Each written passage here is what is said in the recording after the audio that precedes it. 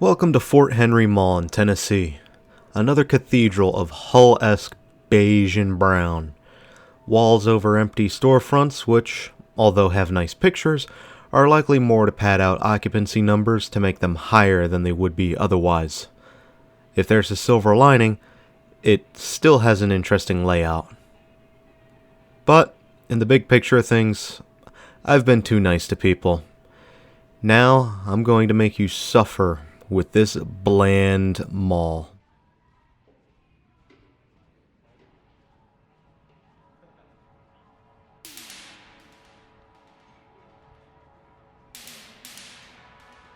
Fort Henry Mall originally began in 1976 as the second enclosed mall in Kingsport, and quickly became the dominant mall of the region with a traditional anchor lineup: Sears, Parks Belk, and JCPenney, and a Miller's department store. While Fort Henry Mall got to enjoy the golden cup of success, Kingsport Mall fizzled out and declined, unable to compete with its rival mall just 2 miles away. And Kingsport Mall would ultimately get demalled in favor of a shopping strip. Ew.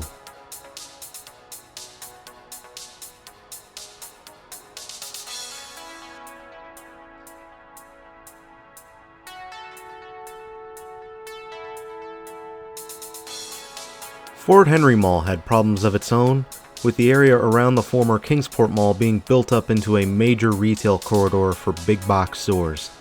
Additionally, newer malls like the Bristol Mall, rest in peace, and the mall at Johnson City were opening up close enough to offer indirect competition. However, the three malls did manage to coexist over the 80s.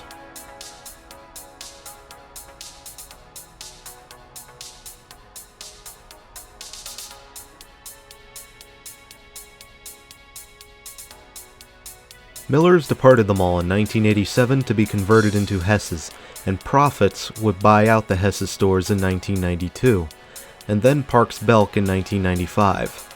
This would result in a dual anchor setup briefly, offering different and expansive merchandise lineups. This eventually ceased in 2006 when Belk bought out Profits. They opted to remain in the original Parks Belk location, and would proceed to close the Miller's location in 2008.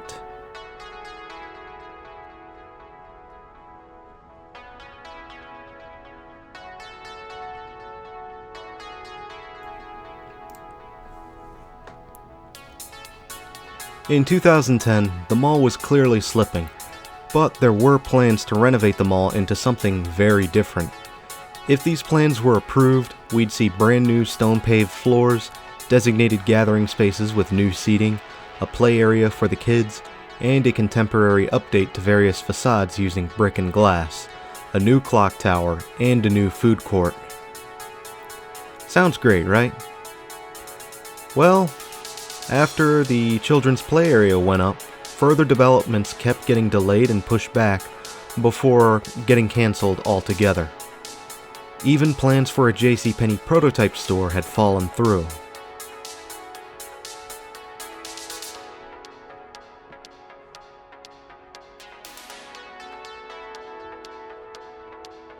And this is where I believe the decline period really began. It started in 2006 when, Hull Property Group purchased the mall and obtained a tax break to renovate the mall into their cookie-cutter, insultingly plain design. We have reached to the point where hospitals have more aesthetics going on than these malls know.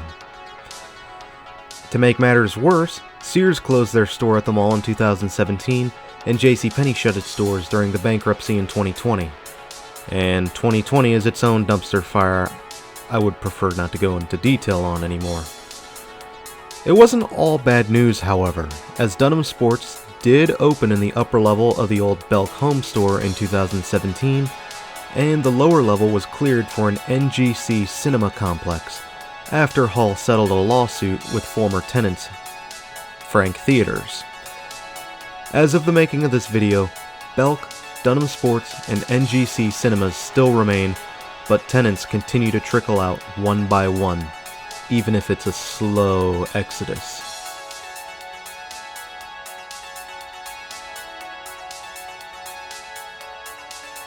I've mentioned my thoughts before on Hall malls, and I'm going to sound like a broken record very quickly for each one we cover.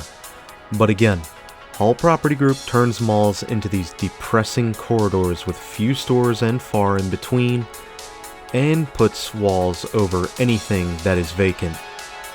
Now, Hall has been around for a long time, and this cookie-cutter beige and brown is actually much older than you think. But the walls started going up sometime in the 2000s.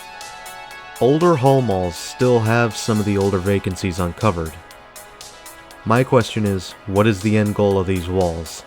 Like, I get it, Karen and her 2 kids don't like empty storefronts, but what's going on behind the scenes? Because it's a lot more than just curb appeal when these walls go up.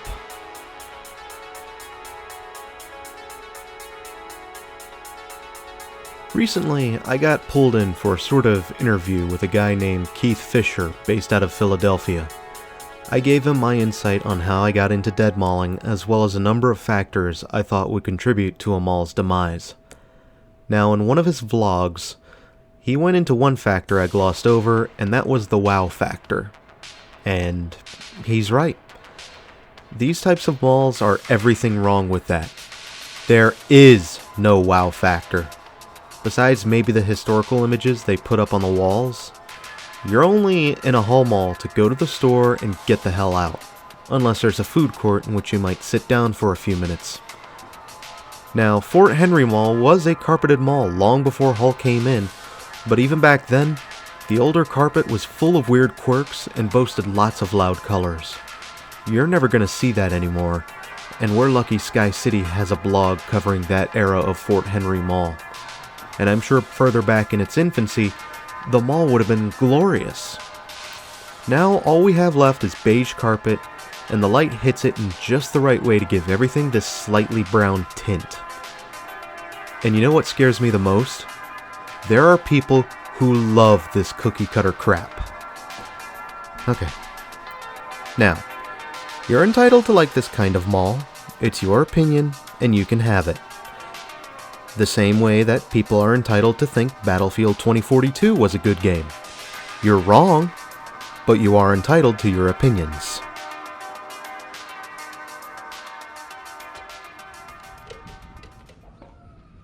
Alright, I better go before this mall makes me angrier. Thanks for having me, Kingsport, Tennessee. And until next time, this is Doomie Grunt wishing you and the Fort Henry Mall farewell and good luck, I guess.